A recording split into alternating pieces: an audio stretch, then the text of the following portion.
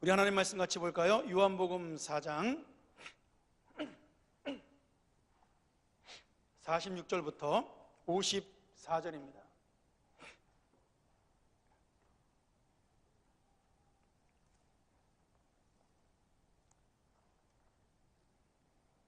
우리 한 절씩 교독하면서 은혜를 나누도록 하죠. 제가 먼저 46절을 봉독합니다.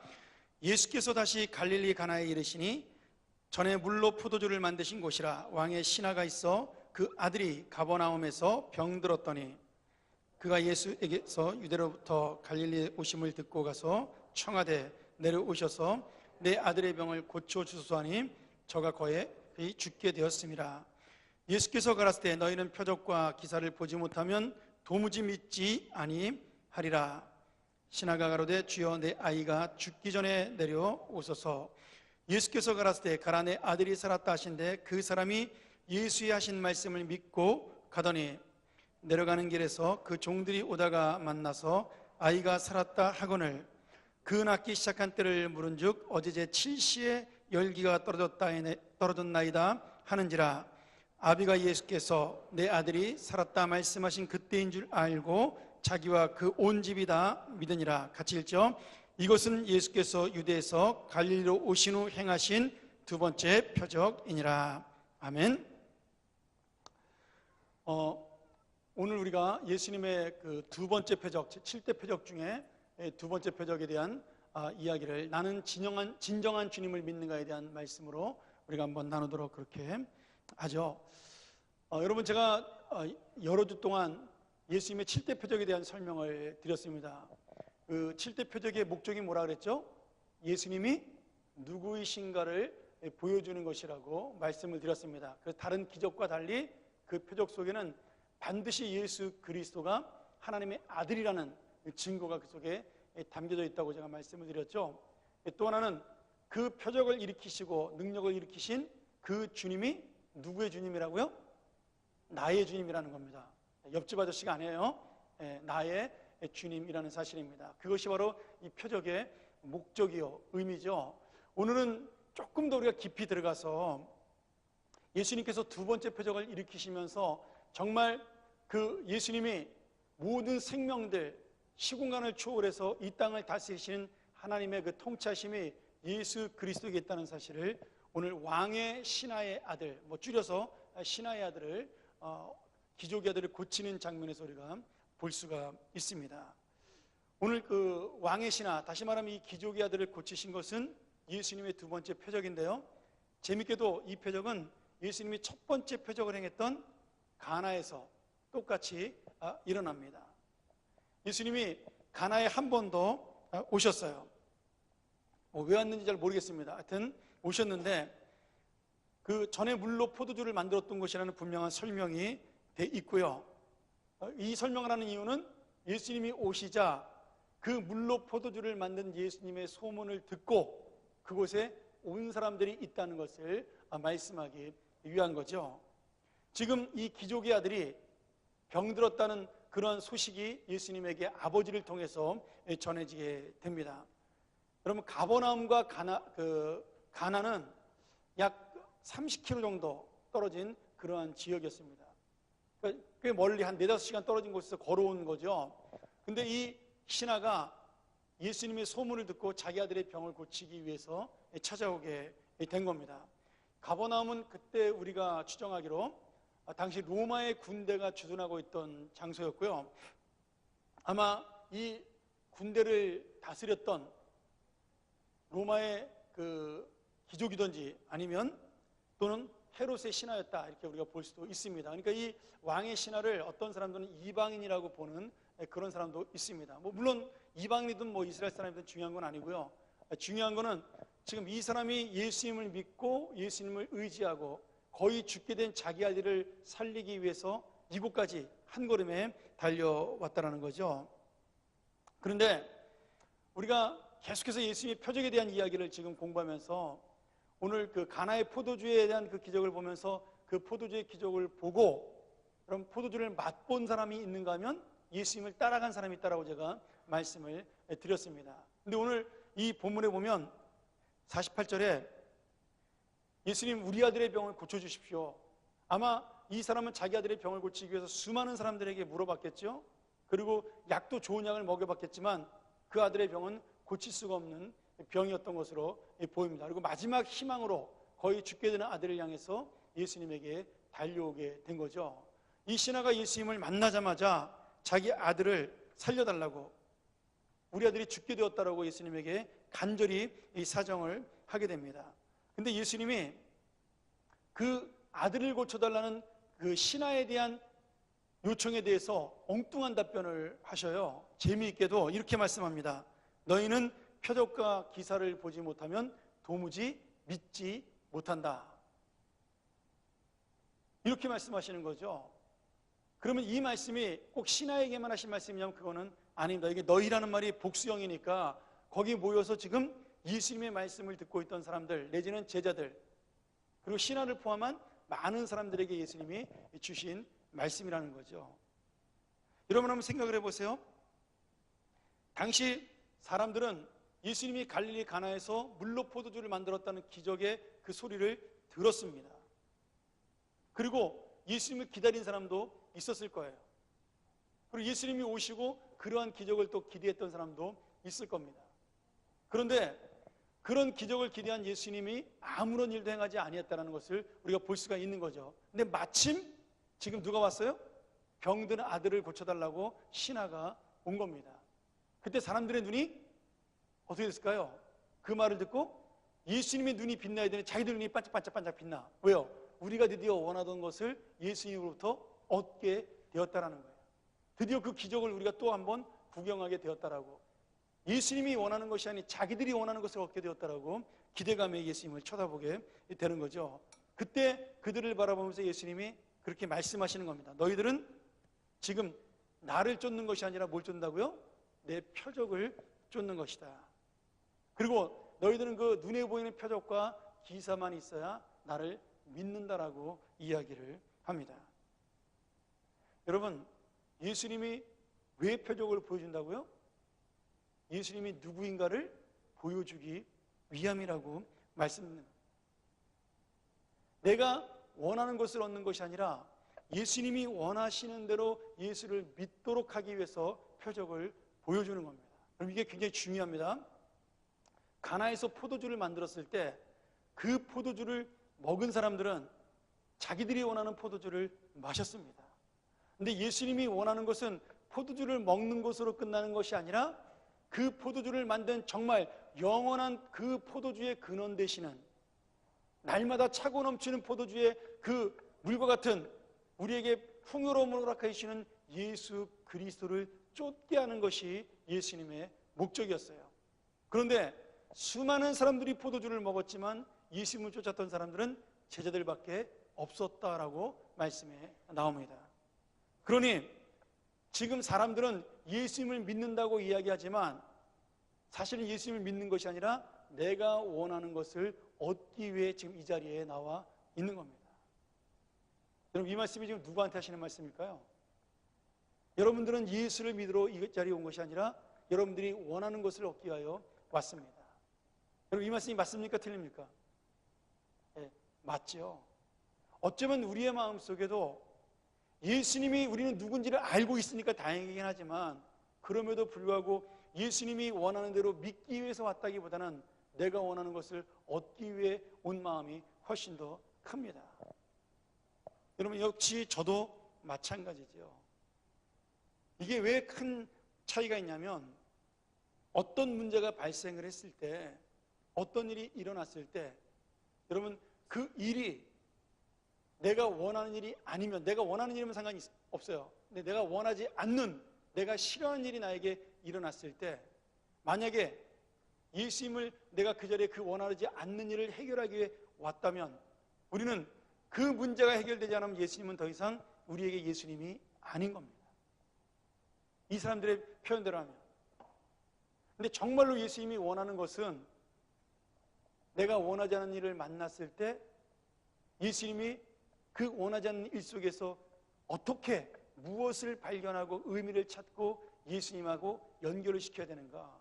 예수님이 나에게 이런 내가 원하지 않는 일을 주시는 이유가 무엇인가를 주님 앞에 내가 찾고 예수님에게 간구하는 것, 그것이 바로 예수님이 당신의 원하는 대로 우리가 믿는 겁니다.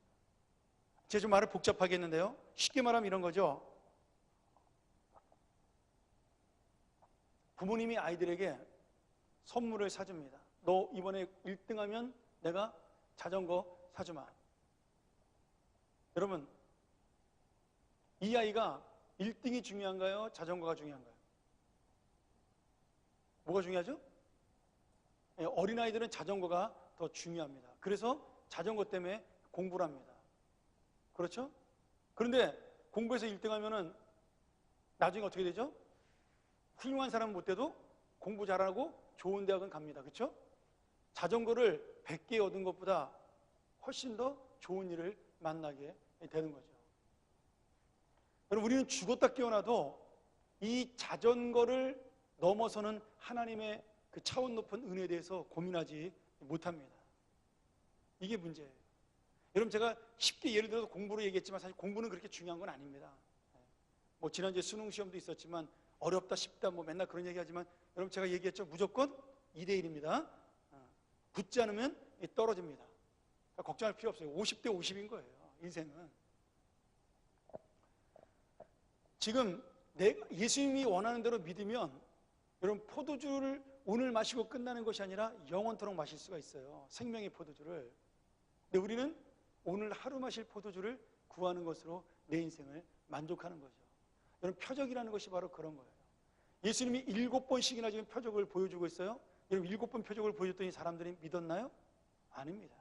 믿지 않았어요. 결국 어떻게 했죠? 예수님을 그 표적 때문에 죽였습니다. 여러분, 이게 굉장히 중요한 거예요. 70번을 예수님이 표적을 일으켜도 예수님을 죽일 놈들은 예수님을 죽입니다. 예수님이 여러분의 소원을 70번씩 7번을 들어줘도 여러분, 그때마다 여러분은 예수님에게 새로운 것을 찾습니다. 근데 우리가 정말 찾아야 될 것은 그 소원이 아니고 누구냐면 예수 그리스도예요. 그것이 바로 예수님이 우리에게 표적을 주고 기적을 주고 성공을 주고 공부를 주고 우리에게 돈을 주고 명예를 주는 그 이유입니다.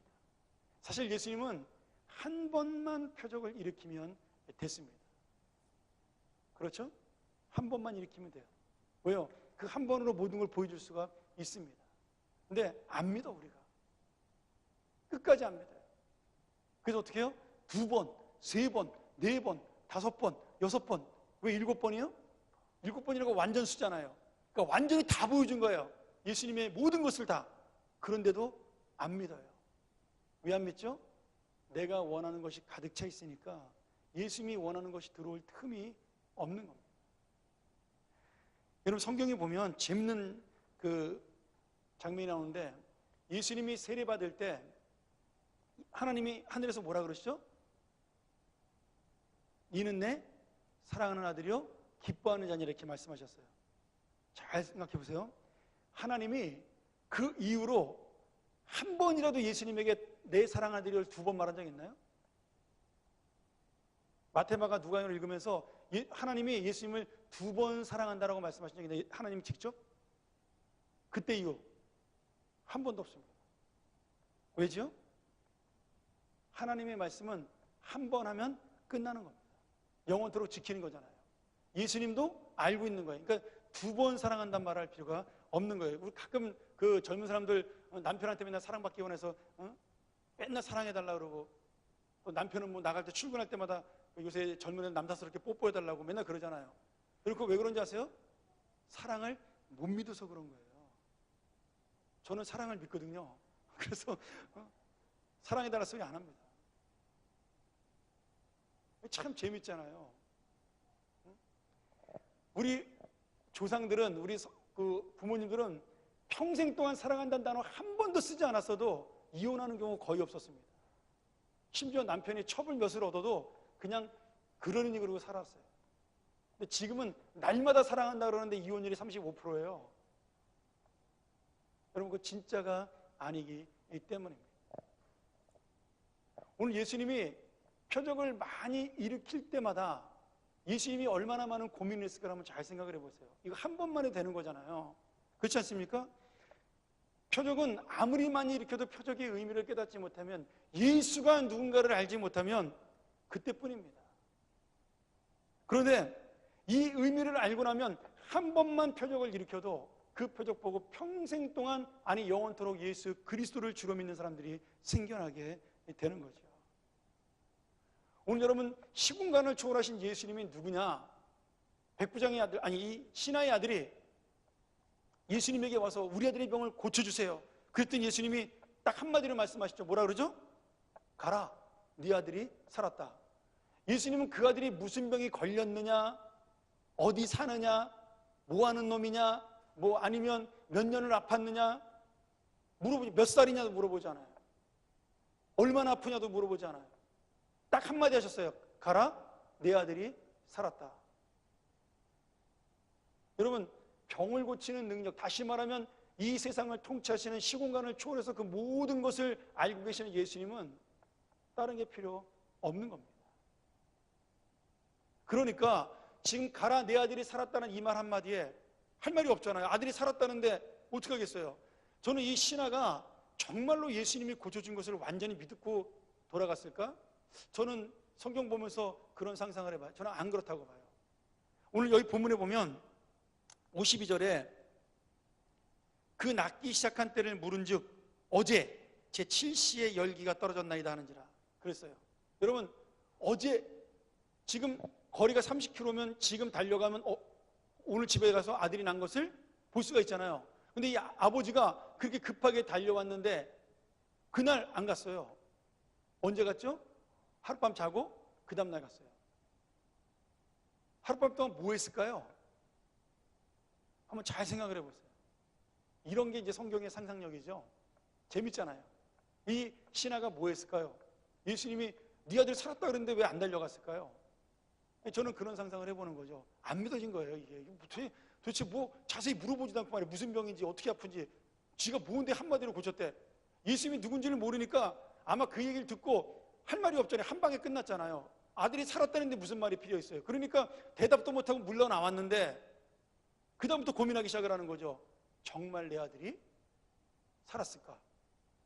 아니면 내가 다른 사람에게 물어봐야 되는 거 아니냐? 아니면 다른 방법을 찾아야 되는 거 아니냐? 제 생각에는 밤새도록 아마 고민했을 거예요. 그러다가 이러나 저러나 사나 죽으나 소용없다. 어차피 뭐 예수님이 살았다 그런 거 외에는 방법이 없잖아요. 그러니까 그냥 포기하고 간 겁니다. 그냥 났으면 좋겠다는 믿음을 가지고 간 거죠. 예수님 말씀대로. 그러다가 주인이 안 오니까, 여러분, 종들이 왜 달려갔겠어요? 기다리면 주인이 올 텐데. 아니 어제 와야 되는데 안 오니까. 근데 그 자기 주인의 아들은 나버렸어.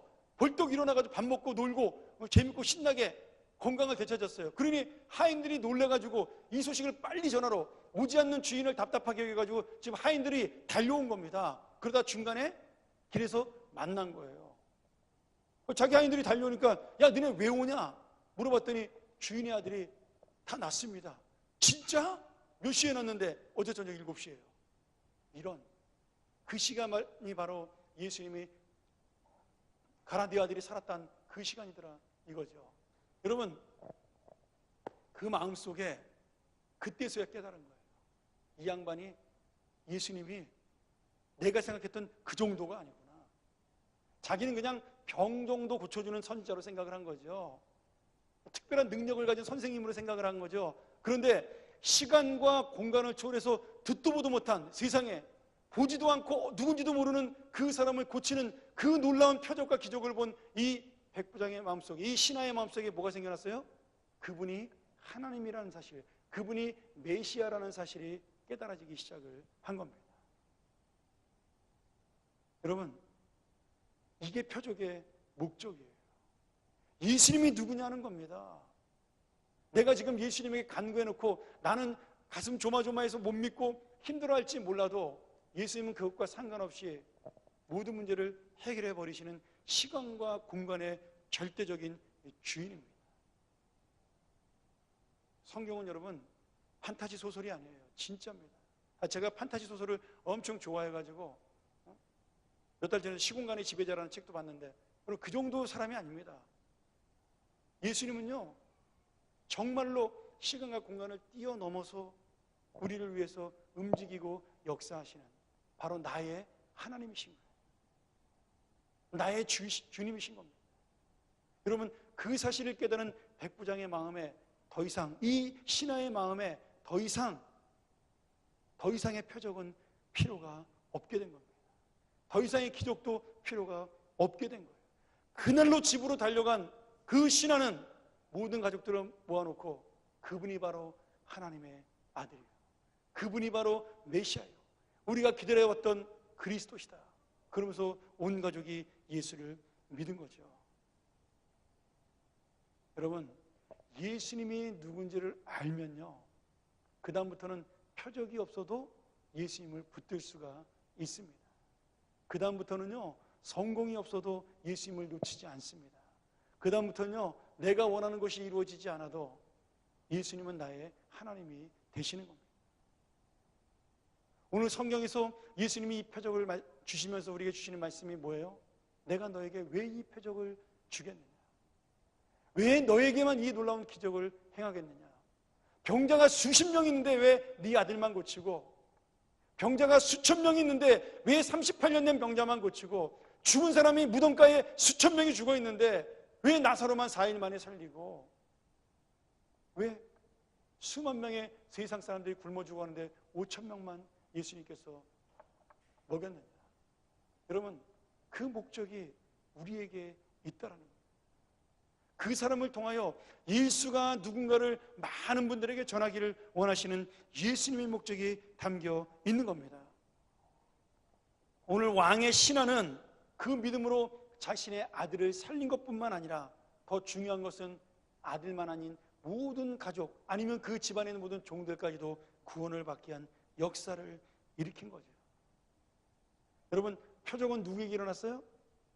이 신하에게만 일어났습니다. 아니, 신하의 아들에게만 일어난 거죠. 그리고 신하만 본 거죠. 그러나 예수는 누가 믿었어요? 온 가족이 예수를 믿게 되었습니다. 여러분, 이것이 우리에게 표적을 주시는 목적이에요. 우리가 예수님 또 기적 주세요, 또 능력 주세요, 또 신비 주세요, 또 뜨거운 마음 주세요, 또 사명 주세요, 그것이 아니에요. 이제 표적이 없어도 네가 나를 알지 않냐? 기적이 없어도 네가 나를 믿지 않냐?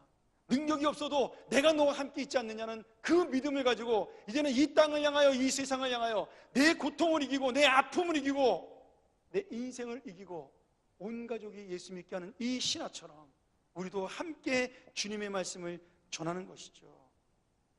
여러분, 오늘 내가 응답받은 것, 내가 성공한 것, 그것이 나의 혼자의 것이 아니라 이제는 다른 이에게까지 전달이 되는 하나님의 영향력, 하나님의 복음, 그것이 오늘 표적을 일으키시는 예수님의 목적이에요.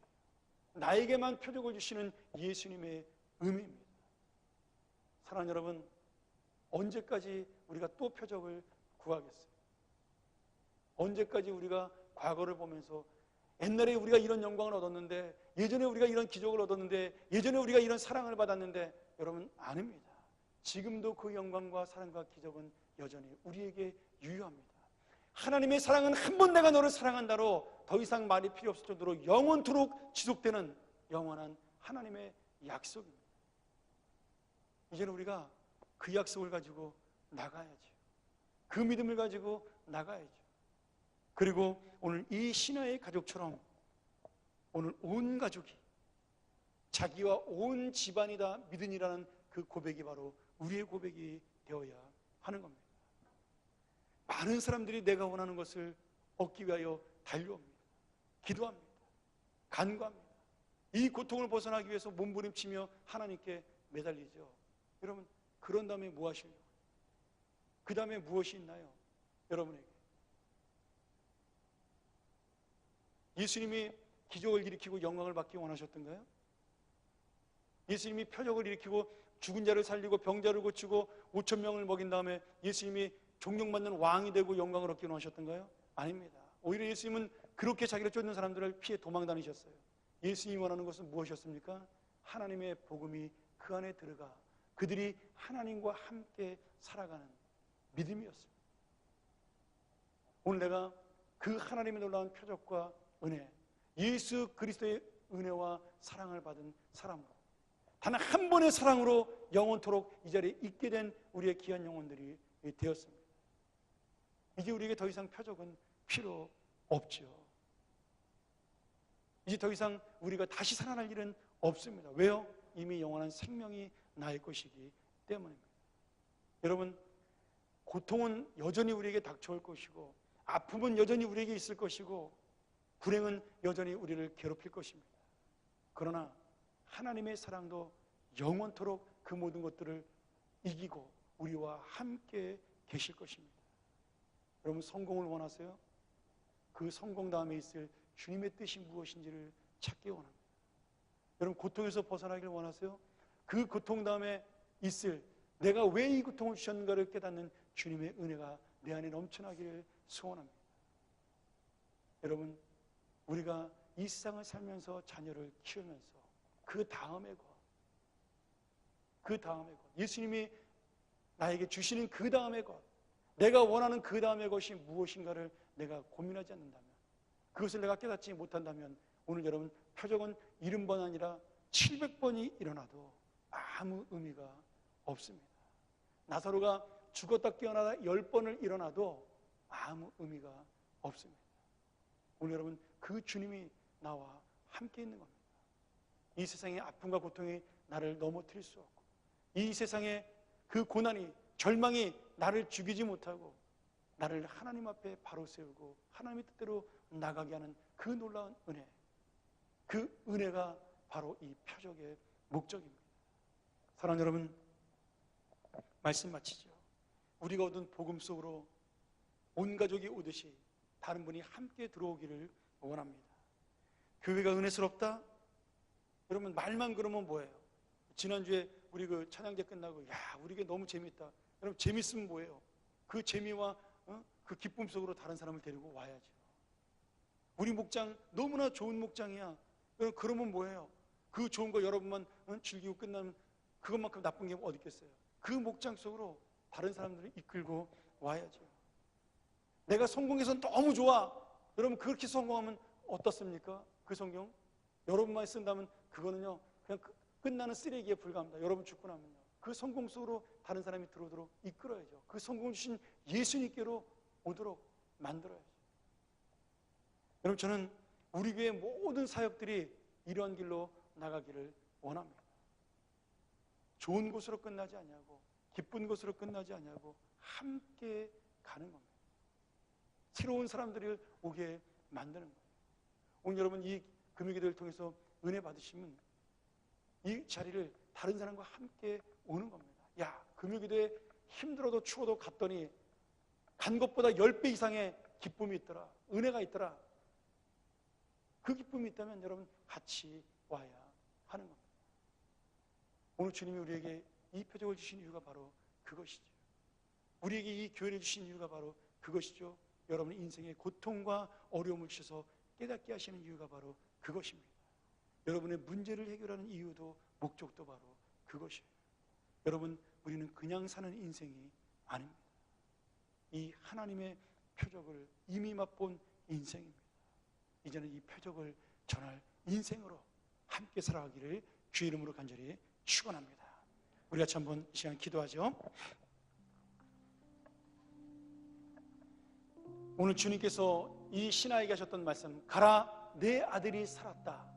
그 놀라운 능력과 은혜가 바로 나의 것이 되기를 소원합니다.